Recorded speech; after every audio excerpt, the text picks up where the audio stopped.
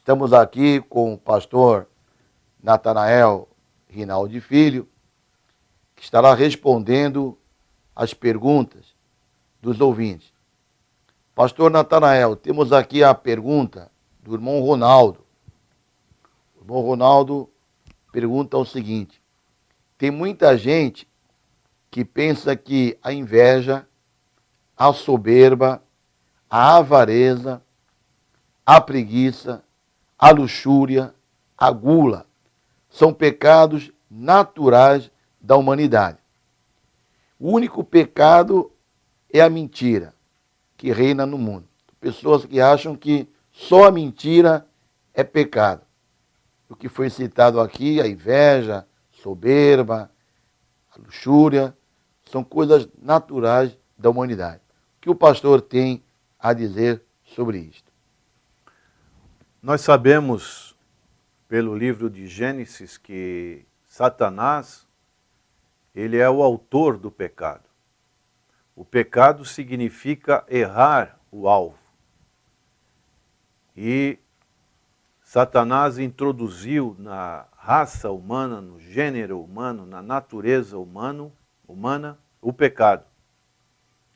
Agora, o Senhor Jesus Cristo, quando estava para fazer a sua morte, a sua paixão, ele preparou os seus discípulos a respeito do Espírito Santo. E ele pôde dizer em João capítulo 16, verso 9, do pecado, porque não creem em mim. Como já dissemos, pecado é errar o alvo. E o pecado pode ser definido como a incredulidade à pessoa do Senhor Jesus Cristo. O próprio Senhor Jesus Cristo, falando a respeito da mentira, ele disse que Satanás é o pai da mentira. De modos que a mentira ela tem uma conotação forte nessa classificação, podemos assim dizer. Mas nós sabemos que os frutos do pecado, que são caracterizados pela natureza humana, como a inveja, a porfia, ciúmes, o apóstolo Paulo faz a enumeração desses frutos do pecado em Gálatas capítulo 5. O irmão poderia citar? Sim, Gálatas capítulo 5, a partir do versículo 19, Paulo está falando aqui sobre as obras da carne, que são pecados, né, pastor? Então, diz assim: porque as obras da carne são manifestas, as quais são prostituição, impureza, lascívia, idolatria, feitiçarias, inimizades, porfias, emulações, iras, pelejas, dissensões, heresias, invejas, a inveja aqui, homicídios, bebedices, glutonarias e coisas semelhantes a estas, acerca das quais vos declaro, como já antes vos disse, que os que cometem tais coisas não herdarão o reino de Deus. Então é muito enfático aqui, né? Quem comete estas coisas não herdarão o reino de Deus. Por quê? Porque é pecado, não é algo natural da humanidade. O homem não foi criado por Deus com esses pecados mencionados aqui, né, pastor? Exatamente. Por isso, Deus enviou seu Filho para desfazer as obras do pecado. Ele veio salvar e dar a redenção do pecado. Então, em Cristo Jesus, nós temos o perdão dos nossos pecados. E a Bíblia nos declara, né, pastor, que a pessoa confessando o seu pecado, ele recebe o perdão. O Senhor Jesus morreu na cruz do Calvário para perdoar os pecadores. Nós lemos também lá em 1 João, capítulo 1, do versículo 7 em diante, primeira epístola de João, capítulo 1, do versículo 7 em diante, fala sobre o pecado e como a pessoa pode se purificar do seu pecado. Mas se andarmos na luz, como ele na luz está, temos comunhão uns com os outros. E o sangue de Jesus Cristo, seu Filho, nos purifica de todo pecado. Se dissermos que não temos pecado, enganamo-nos a nós mesmos, e não há verdade em nós. Se confessarmos os nossos pecados, Ele quem? Jesus, é fiel e justo para nos perdoar os pecados e nos purificar de toda a injustiça. Ainda prossegue, pastor. Se dissermos que não temos pecado, fazemo-lo mentiroso, e a sua palavra não está em nós. Aí tem uma recomendação bíblica. Meus filhinhos, estas coisas vos escrevo, para que não pequeis. E se alguém pecar, temos um advogado para com o Pai, Jesus Cristo, o justo. Então o Senhor Jesus, ele pode perdoar qualquer pecado.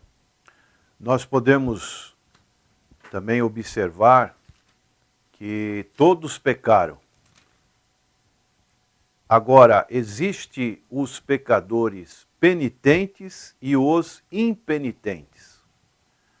Quando recebemos a Cristo, ainda continuamos sobre o efeito, podemos assim dizer, da influência do pecado. Mas o sangue de Jesus nos purifica de todo o pecado. Essa é a distinção fundamental que o Senhor Jesus veio proporcionar para a vida daqueles que lhe servem.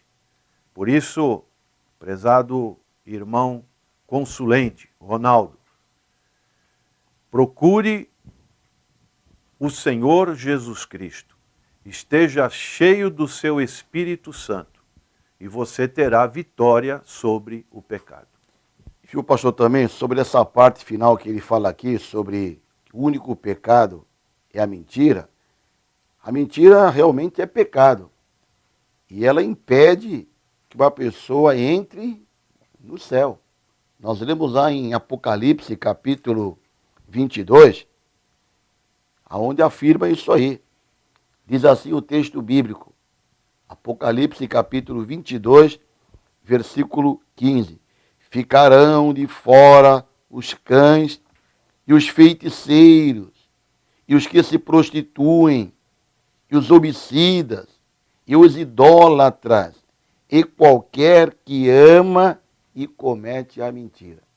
Então o texto aqui é muito claro, que lá no céu não vai entrar feiticeiros, pessoas que se envolvem com o espiritismo, consulta a espíritos, os que se prostituem, os homicidas, os idólatras também não entrarão no céu, e qualquer que ama e comete a mentira.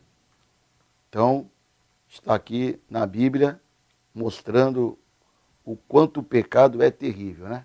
Quanto ele é destrutivo.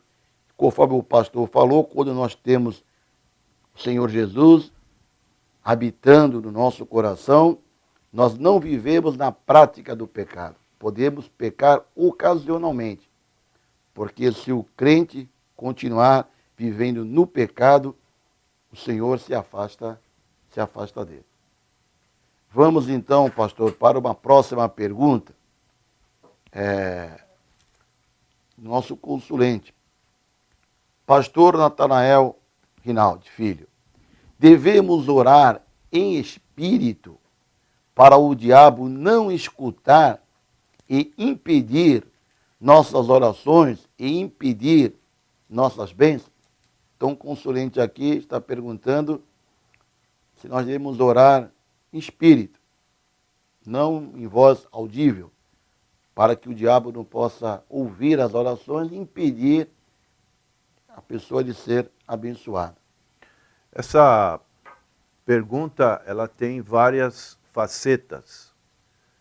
Podemos citar o texto de Romanos, capítulo 8, verso 26. E da mesma maneira também o Espírito ajuda as nossas fraquezas, porque não sabemos o que havemos de pedir como convém, mas o mesmo Espírito intercede por nós com gemidos inexprimíveis.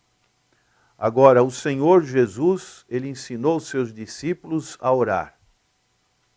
Eu sempre digo que o Senhor Jesus não ensinou a cantar, a pregar, a fazer boas obras, mas ensinou a orar.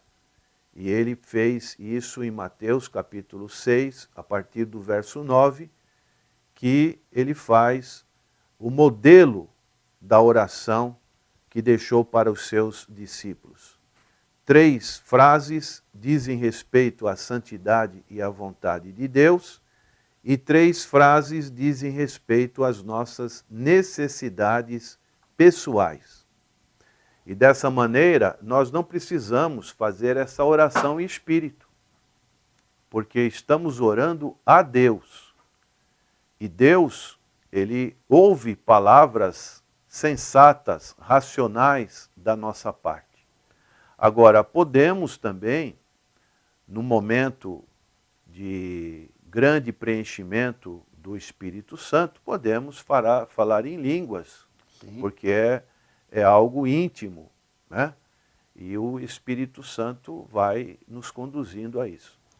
Então a nossa preocupação não deve ser, será que Satanás ouve as minhas orações?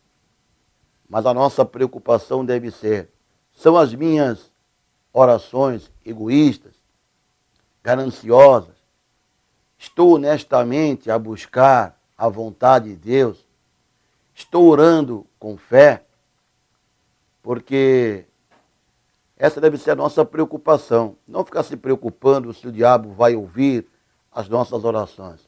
Porque Deus é mais poderoso do que Satanás. E ele não pode impedir a vontade de Deus ou agir.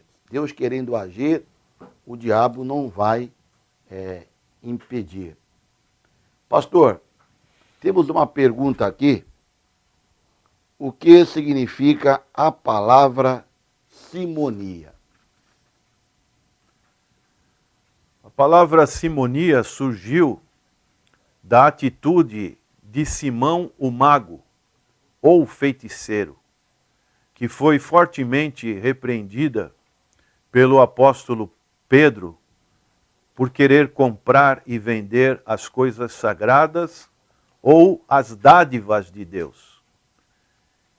Então ele esperava adquirir aquilo que é um dom espiritual através do dinheiro e mercantilizar milagres.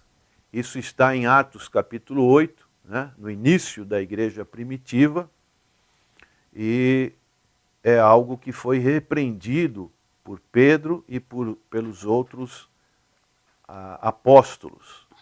Podemos ainda dizer que a simonia é uma prática contrária à ação da graça de Deus. O ser humano, quando é agradecido por Deus, goza suas bênçãos na dimensão humana e na dimensão espiritual. Tudo o que Deus nos dá é recomendação do Senhor Jesus Cristo. Gostaria que o irmão fizesse leitura e também pudesse abordar Mateus capítulo 10, né? Sim. Essa prática de simonia, nós temos observado ultimamente, né? Muitas igrejas que condicionam a bênção de Deus a pessoa contribuir um certo valor, uma certa campanha. Vai ter a campanha X, vamos orar no monte tal, vou levar os seus pedidos de oração, mas você deve colocar no envelope a sua oferta. Então, essa prática de condicionar a pessoa a ser abençoada através de uma contribuição é o pecado de simonia, fazer negócios com a palavra do Senhor. Isso é totalmente contrário, né?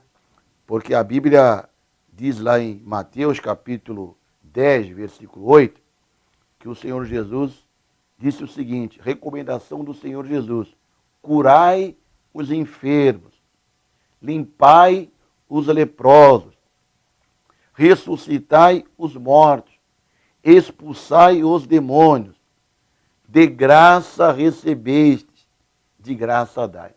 Então olha só aqui, prezado ouvinte, recomendação do Senhor Jesus, usando o seu nome, podemos orar pelos enfermos, podemos orar pelos mortos, para o Senhor Jesus ressuscitar, podemos expulsar os demônios, tudo isto de graça, sem ficar cobrando nada. Por quê?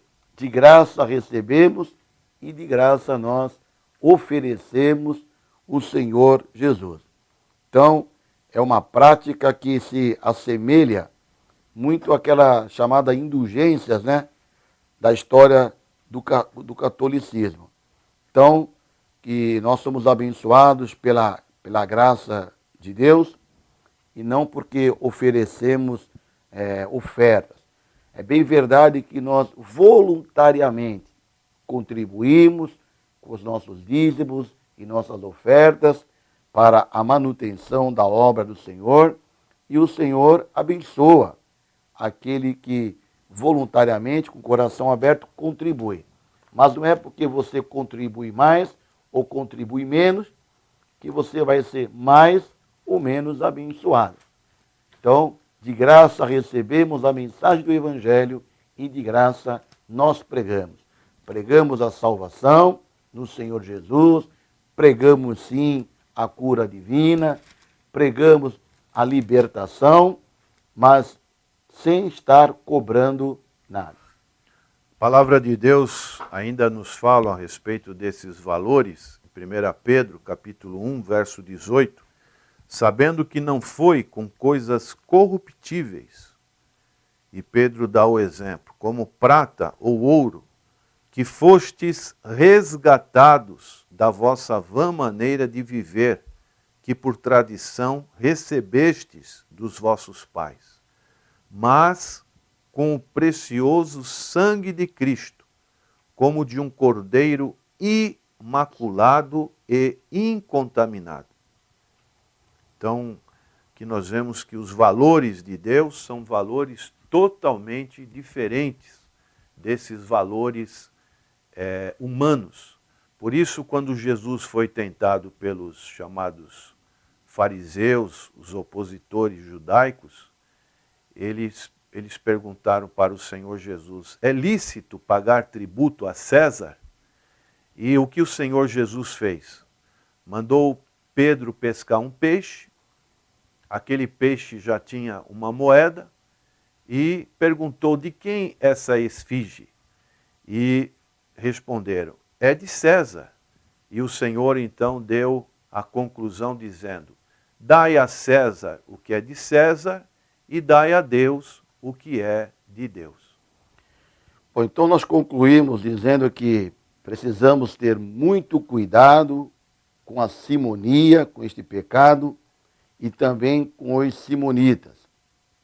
Porque quando a fé é direcionada exclusivamente à pessoa de Jesus Cristo, não há lugar para esta prática de simonia, de fazer negócios com a palavra do Senhor.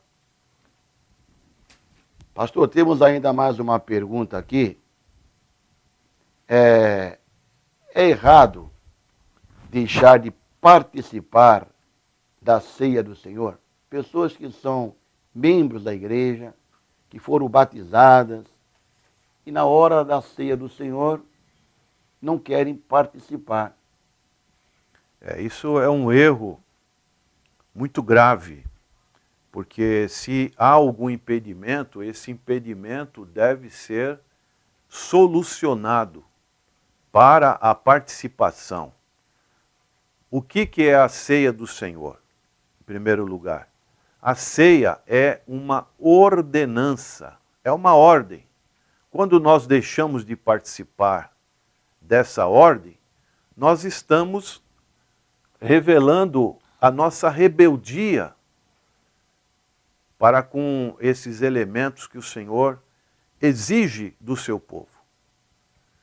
De maneiras que é importante solucionar essas dificuldades que porventura possam existir e participar, e não pode ser uma participação de qualquer jeito, tem que ser uma participação condigna.